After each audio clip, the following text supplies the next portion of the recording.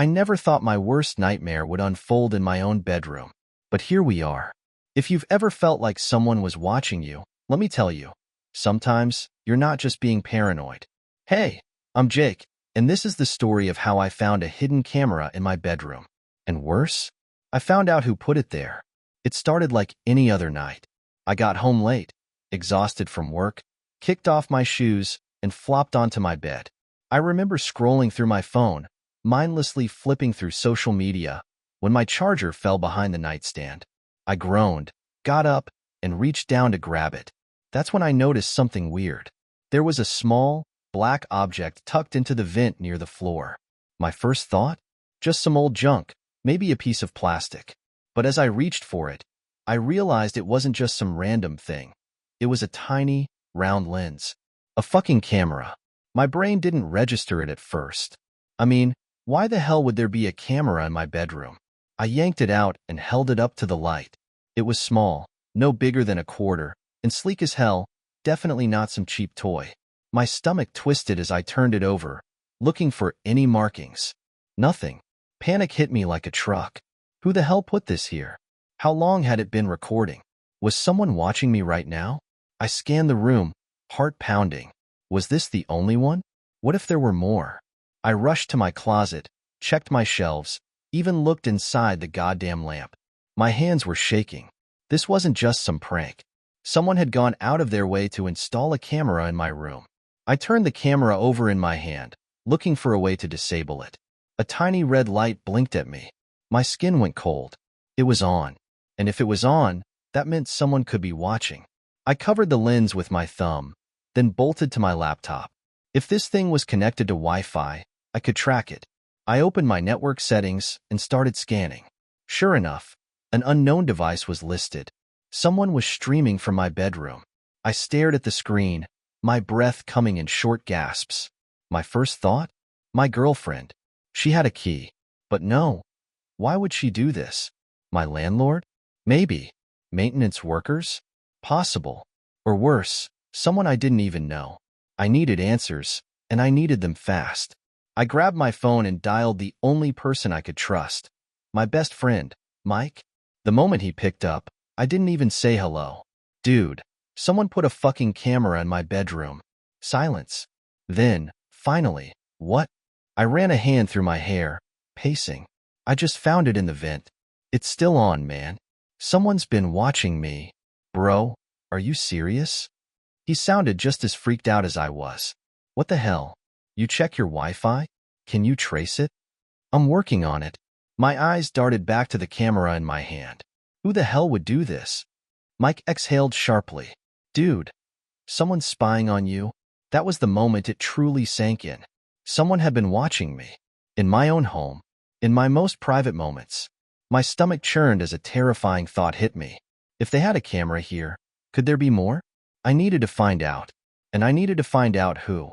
I sat on my bed, gripping the tiny camera in my sweaty hands. My mind was racing, my pulse hammering against my temples. This wasn't just some prank. Someone had gone out of their way to put this thing in my bedroom. Someone had been watching me. The air felt heavy, suffocating. Every noise outside my window made me flinch. My own damn apartment didn't feel safe anymore. I needed answers, but I had no idea where to start. I grabbed my laptop, my fingers shaking as I navigated to my Wi-Fi settings. There it was again, that unknown device still connected. I tried tracing it, but I wasn't exactly a hacker. The best I could do was see that the device was active and connected to a remote network. That meant someone was actively watching me. Right now, a wave of nausea hit me. I yanked the battery out of the camera and shoved it into a drawer. The feeling of being observed didn't go away. My mind cycled through possible suspects. My girlfriend? No way. She wasn't tech-savvy enough for this, and what would she gain? My landlord? Creepy, but unlikely. The guy barely maintained the building, let alone installed high-tech surveillance. The maintenance crew? They had access to my place, but I never gave them a reason to spy on me. Then, a chilling thought struck me. What if it wasn't someone I knew? What if this was some sick stranger who'd broken in, set this up, and had been watching me for weeks? I grabbed my phone and called Mike again. He picked up instantly. Tell me you're joking, he said, his voice tight. I fucking wish, I muttered, running a hand through my hair. I found another device on my Wi-Fi. Someone's still watching me, man. Dude, you need to get the hell out of there, Mike said. Call the cops. This is serious. I hesitated. The cops? What if they didn't take me seriously? What if this was some elaborate mistake? But the longer I sat there, the more I realized that I didn't have a choice. All right, I finally said. I'm calling them. But before I could dial, my phone buzzed. A message from an unknown number. Put the camera back. My blood ran cold. My hands were still shaking as I stared at the message. Put the camera back? Whoever sent it knew I had found it. They were watching. That meant they could see me now. The paranoia hit me like a brick. I spun around, scanning my apartment, searching for, what? Another camera? A hidden microphone? I had no clue. I forced myself to breathe. Panicking wouldn't help. I needed to focus. First step, figure out who the hell was behind this. I grabbed the camera from the drawer, examining every inch of it. There were no brand markings, no serial numbers, just a tiny lens, a small battery slot, and a Wi-Fi transmitter. I turned to my laptop, searching for hidden camera models that matched the one I had. It didn't take long to find something similar. Spy cameras, available online for less than $100. Anyone could have bought this. Next, I checked my Wi-Fi network again. The unknown device was gone. They had disconnected. Smart move. They knew I was looking now. I tried accessing the camera's internal storage, hoping to find anything, logs, videos, timestamps. But the device was locked. I needed a way to break into it. Then it hit me. The repair guys. A month ago, I had work done in my apartment, some electrical fixes, and event cleaning. They had full access to my place for hours. Had they planted the camera? If so, why? I dug through my emails, found the service receipt, and called the company. A woman answered. Hi, I had some repairs done in my apartment a month ago. I need to know who was assigned to my unit. A pause. Let me check. I drummed my fingers on the desk, waiting. A minute later, she came back. That would be James Porter and Alan Ruiz. Is there a problem? I ignored the question. Do you have a contact number for them? I'm sorry, we can't disclose employee contact details. If you have a complaint, I can. I hung up. James Porter, Alan Ruiz. Were they watching me? I copied their names and started searching. If they thought I wouldn't fight back, they were dead wrong. I had two names, James Porter and Alan Ruiz. Two guys who had access to my apartment. But the more I thought about it, the more something didn't add up. If this was some random pervert, why hadn't they planted multiple cameras? Why just one? Why did they disconnect so quickly once I found it? And most importantly, how did they know I had found it immediately? That last question hit me like a punch to the gut. This wasn't random. This was personal. I started making a mental list of people who had access to my apartment. My girlfriend, Megan. She had a key. She'd been over almost every night. Mike, my best friend. He crashed at my place plenty of times. My landlord. But that idea felt weak. Why would he care what I was doing? Then there were the neighbors. I barely knew them. Could one of them have somehow gotten inside? Installed the camera? I needed to start somewhere. And Megan was the first on my list. I called her, trying to sound casual. Hey babe, can you come over? She hesitated. Is everything okay? Yeah, I found something weird, and I want to talk about it. 20 minutes later, she was at my door. I watched her face closely as I held up the camera. Her eyes widened immediately. What the hell? She breathed. Where did you find that? In my vent, I said slowly. And it was on. She covered her mouth with her hand. Jake, who the hell would do that? I searched her face for any sign of guilt. If she was acting, she deserved an Oscar. You don't know anything about this? I asked carefully. She shot me an offended look. Are you serious? You think I put a camera in your room? I sighed. I don't know what to think, Meg. Her expression darkened. Do you even hear yourself? Why the hell would I spy on you? I rubbed my temples. Maybe I was being paranoid. But before I could apologize, she stood up. You know what? Call me when you stop treating me like a suspect. She stormed out, slamming the door behind her. I sat in silence, staring at the camera in my hand. Maybe she was innocent. Maybe I just pissed off the one person who could have helped me. Or maybe she was a really, really good liar. The thought made my stomach twist. I needed more proof. And I needed to check out my neighbors. I couldn't shake the feeling that I was being watched. The camera was disconnected, but that didn't mean whoever had placed it was done with me. If anything, they were probably already making their next move. I needed to find out where the feed had been going. My laptop was already open, so I went straight to my network settings and scanned for unknown devices. My stomach dropped when I saw it, the same unidentified connection that had been there before. That meant one thing. The camera had been transmitting. I had no idea how to trace it, but I knew someone who might. I grabbed my phone and called Eric, an old friend who worked in cybersecurity. Dude, I need your help. Now. What's going on? He sounded groggy. Probably asleep. Someone put a hidden camera in my apartment. It was live. I need to know where the hell it was sending footage. Silence for a second, then. Send me your network details. I'm on my way. 20 minutes later, Eric was sitting on my couch, typing furiously on his laptop. He connected a few external devices, eyes locked on the screen. Okay, he muttered. This thing was definitely transmitting to a remote IP. Looks like a private server, no public access. Whoever set this up knows what they're doing. Can you hack it? My throat was dry. He smirked. Who do you think you're talking to? A few more keystrokes and suddenly, a folder popped up. Video files. I leaned forward, my pulse racing. Play 1. Eric clicked on the most recent file. A grainy image filled the screen. It was my bedroom. My stomach twisted into knots. The footage showed me, sitting on my bed just last night, scrolling through my phone, completely unaware. Then, something moved in the background. Not something. Someone. A dark figure, standing just outside my bedroom door. Watching me. I recoiled. Pause it. Zoom in. Eric enhanced the image. The figure was partially in shadow, but one detail was clear. They were inside my apartment. My hands were clammy as Eric and I stared at the screen. The shadowy figure in the doorway was real. This wasn't paranoia. Someone had been inside my apartment while I was sitting there, completely unaware. Eric rewound the video and slowed it down frame by frame. The figure moved cautiously, almost methodically, lingering just outside my bedroom.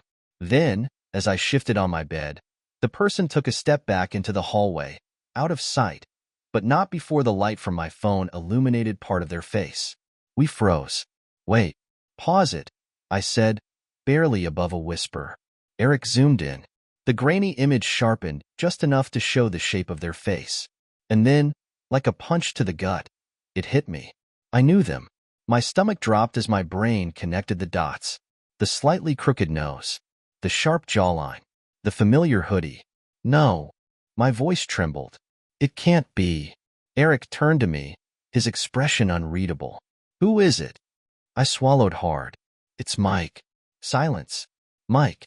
My best friend. The guy I trusted more than anyone. The one who had been helping me figure this out. Are you sure?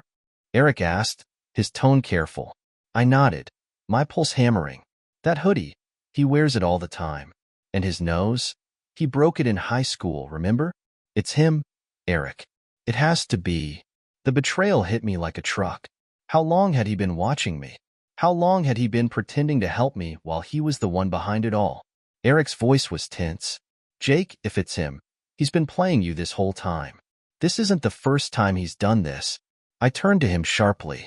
What do you mean? He hesitated. I dug deeper when I was tracing the server.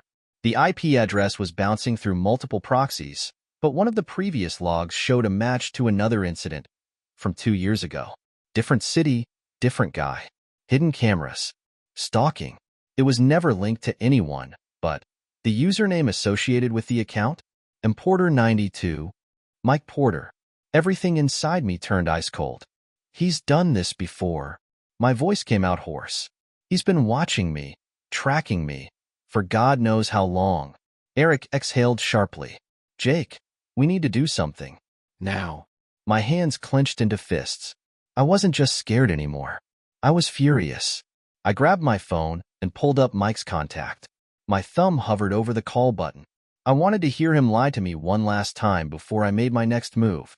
My hands felt numb as I stared at Mike's contact on my phone. My best friend. The person I had trusted with everything. Not anymore.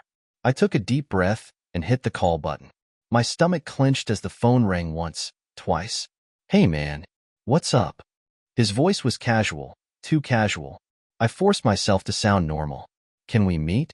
Need to talk. In person. A slight pause. Yeah, sure. Your place? No, I said quickly. No way in hell was I letting him back here. Let's meet at Miller's Diner in an hour. All right, see you there.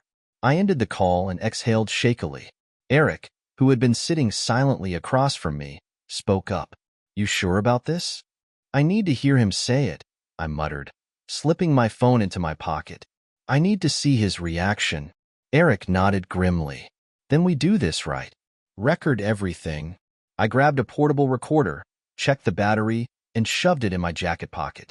My phone's voice recorder would be running too. If he slipped up, I'd have proof. An hour later, I was sitting in a booth at Miller's Diner, my leg bouncing under the table. The place smelled like burnt coffee and grease, and the low hum of conversations filled the air. Then the door swung open. Mike walked in, scanning the room before spotting me. He grinned, walking over like nothing was wrong, like he hadn't been watching me in my own home. Dude, you look like shit. Everything okay? He asked, sliding into the booth across from me. I clenched my jaw. Cut the crap, Mike. I know. His smile faltered. Know what? I pulled out the camera from my jacket and placed it on the table between us. His face didn't change, but his fingers twitched slightly. Where did you find that? He asked, voice even. In my vent, I said flatly. Connected to a live feed. He let out a short laugh. Shit, man, that's insane. You think I... Stop, I cut him off. We saw the footage. We saw you, Mike. His face finally shifted, his grin fading into something unreadable. He exhaled, rubbing his temples. Look, it's not what you think. I leaned in. Then tell me exactly what the hell it is. He hesitated. I saw the gears turning in his head, trying to decide whether to lie or come clean. Then he sighed. Fine. Yeah, I put it there. The words sent a cold rush through me.